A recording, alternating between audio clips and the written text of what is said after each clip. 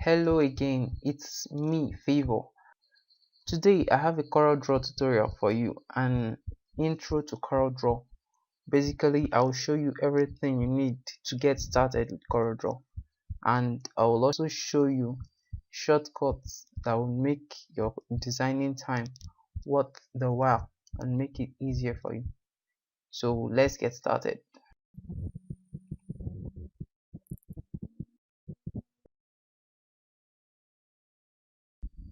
Okay, I have CorelDraw up now and would want to create a new document. You can do that by clicking on this new document, or you can click on this icon.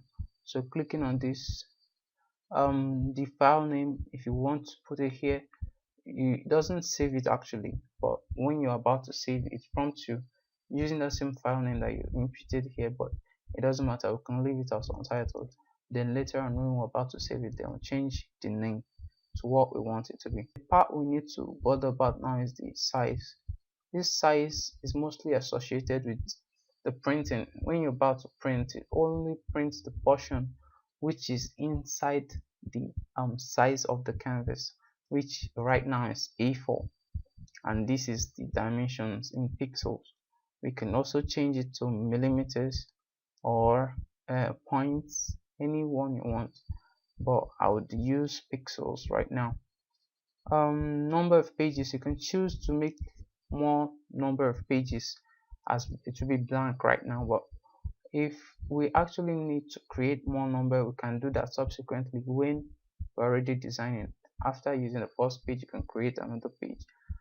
Color, primary color, this CMK has a wider range of colors than RGB, so I'll go with CMK. And 300 dpi makes the rendering resolution more sharp. I think that's all for this part, and you can say okay.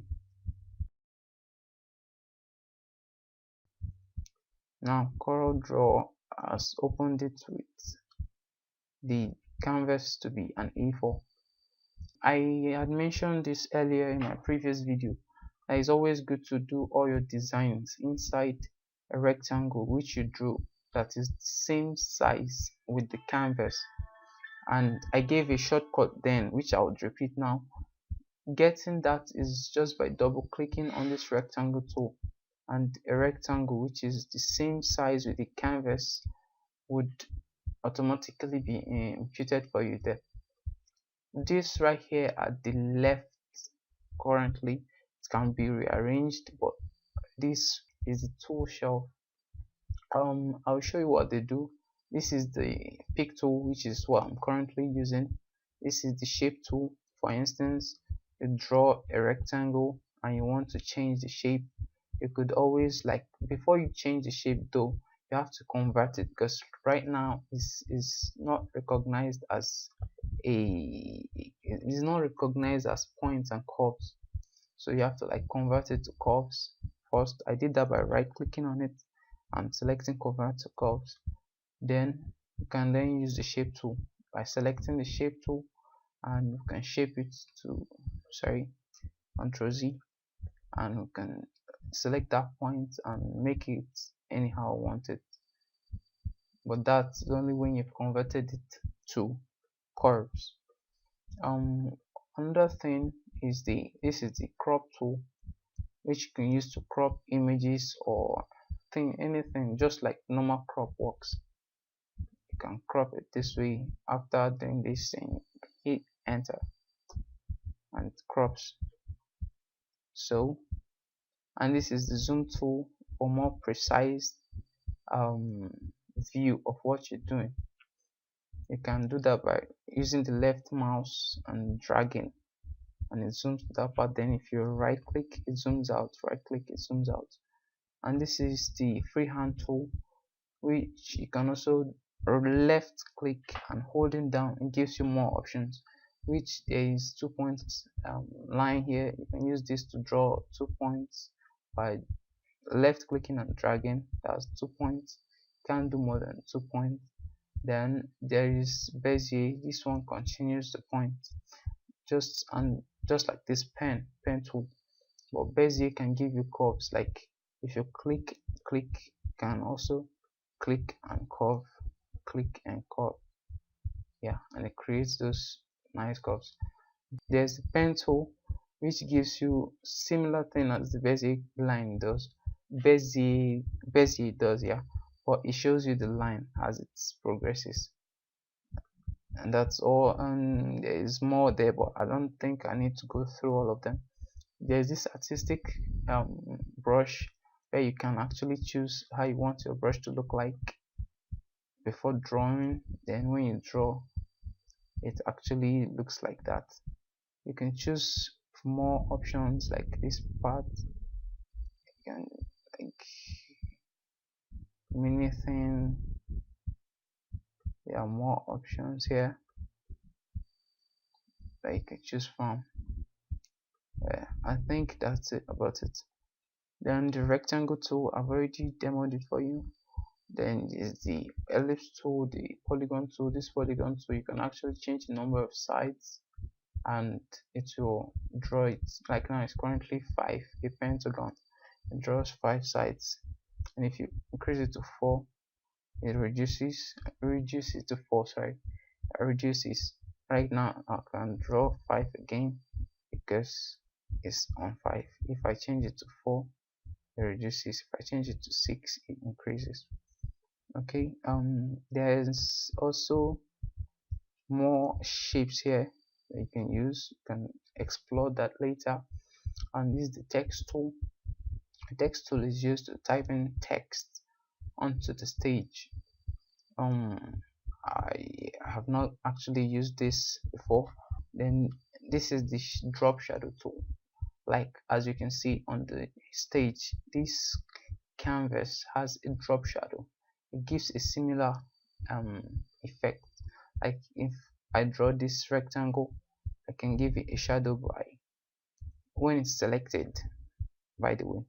Then select the shadow tool, then hover your mouse above what you want to keep the shadow, which is the rectangle.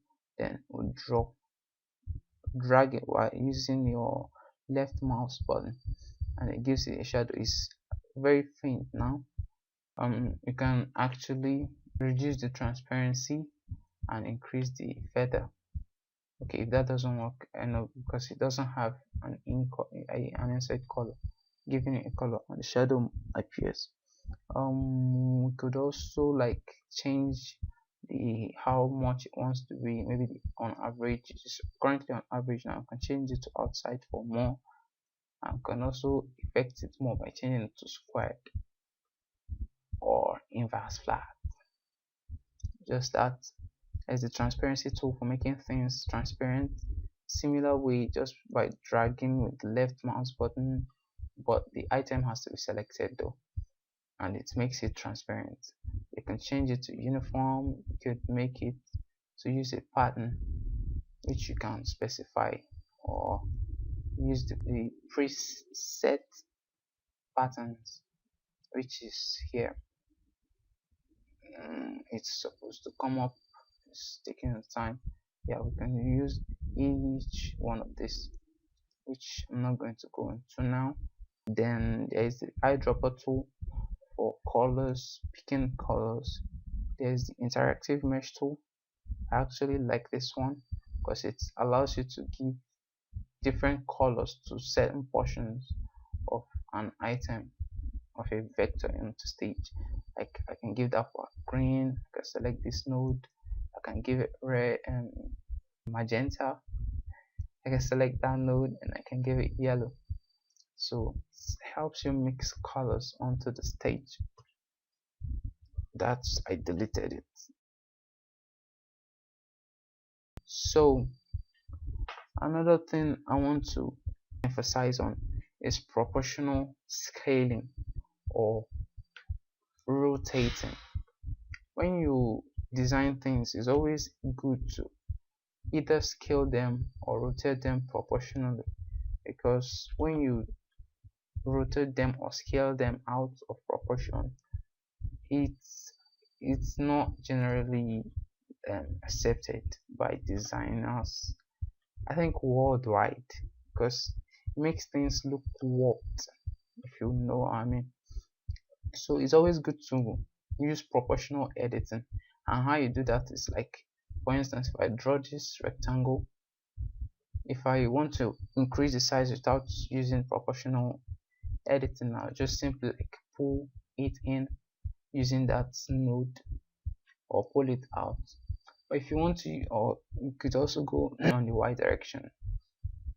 But if you want to use proportional editing, you can just like use these nodes here, and it increases it in a simple, in a ratio or proportion. That's just it. It increases it in proportion. If you want to increase it and you want the item to remain in its center, you hold shift and left click and pull, and it remains in the center while it increases it proportionally also. But if you want to scale it like out in the x-axis, the both x-axis, the negative side and the positive side, you can also hold shift while scaling, and that happens. Okay, that also applies for the y-axis. Layering, yeah, layering. Well, layering has to do with stacking things on top of each other. For instance, let's say I have this here,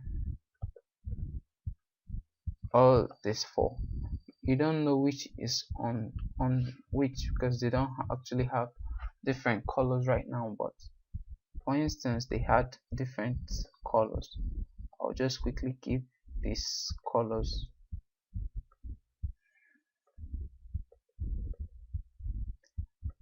And that. Okay, so this one is underneath and this one seems to be above all. So arranging them now, how do you do that? Okay, if you want this one that is under everything to be above everything, you can do that by simply right clicking and go to order and to front of page, and boom, it comes to the front of page. This one is now behind, but this green one is the last. You could also bring it maybe above this one, not above everything, or this one below this one. It happens by the same process. When you right click, go to order, but instead of going to selecting to front of page, you select in front of, and it gives you this arrow, and you can select the item you want it to be in front of. Let's say this, and it's in front of it. If you drag it here, you can see that clearly. And you could also do that for taking it behind something. Registering here behind, so you select the item you want it to be behind. Let's say I select this pink rectangle again, and it's boom, it's taken to the back. One more thing, this layering is kind of very layering things like this is very important to note, but there are some certain times you wouldn't be able to, or you could, but it will be difficult for you to achieve what you want to do by layering it this way. So the best option in that aspect would be to power clip the item. Power clipping is very similar to using masks in Photoshop and other Adobe products and other graphic design products. Okay, for instance, let's say I want this gray box to be inside this orange box. That's what power clipping is. Basically putting something inside of the other, and you could edit it while it's still inside. Let me put this gray box into the orange box. For people using X7, it's been simplified. You can just right click and select power clip inside, and it gives you the option to choose this the item you want it to be inside. So I could just choose this, and it boom is taken inside. But let me do it for people that using older versions of CorelDraw. So you select the item that you want to place inside another item, then you go to objects, power clip, power clip, place inside frame, then you select the frame you want it to be on, and that's it. And you could also do edit it by selecting this icon, edit power clip, for new users. But for older version users, you can select that item, go to objects and power clip, edit power clip, and it takes you into the power clip. You can do all your editing here. For instance, you want it to be 2, you can like copy and paste and move this to this other side. Then you could click this to finish editing the level, or go to object again, power clip, and finish editing this level. And there are 2. Okay, for duplicating I used copy, but there's an easier shortcut for you to use during duplicating. That's by using your mouse, left clicking. When you drag the item, then you right click at the same time without releasing the left mouse button, then you right click, then you can release and it will be duplicated. That's just it. Instead of, or you can just select the item and use Ctrl D and it duplicates it. That's it. There are more things for you to explore which are more simpler than what I just taught in CorelDraw. One thing about learning CorelDraw is continuous practice. If you practice using CorelDraw, you definitely see many new things that nobody might have shown you before. One more thing I have to show you is aligning things on the stage.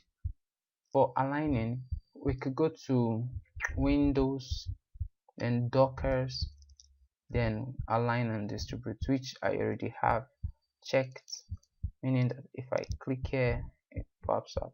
So to align things, you could just, like, for instance, you want to align these 3 things, and then the right part. I want to show you this and later show you the shortcut so that you would know which one to fall back to in case you forget the shortcut. So to align things, you have to select the ones you want to be aligned first. For instance, you want this green to be this edge to be the starting point where it aligns everything. Then you have to select this green the last. So I select this one first, this, then the green last. Then I hit align right and it aligns right. Then you could also make spaces in between them to be equal by using the distribute, and you can use this particular one right now to distribute that so they have equal spaces between them. If you could check that, you could do that by changing the colors to nothing, and you will agree with me that they are distributed evenly. Okay, now for the shortcut, let's disarrange this again. Okay, for instance, you want to align them to this particular one, you have to select the other ones, remember, then you press on your keyboard R for right and it aligns. Okay, what if you want to align it to the left? I know you've guessed it, you have to press L and press L, it aligns. Okay, then what if you want to align it to the top? I know you might have guessed, you press T and it aligns. If you want to put any item in the middle of the page, you do that by just pressing P. Like for instance, you want to put this in the middle of this document, press P and it goes to the middle. If you want to put this one, press P. If you want to put this one, also press P, and likewise the last one. You could just center everything. And that concludes it for this short tutorial. If you have any questions to ask me, please feel free to comment it down, and see you next time. Oh, sorry, before you see me next time, don't always forget to save your documents.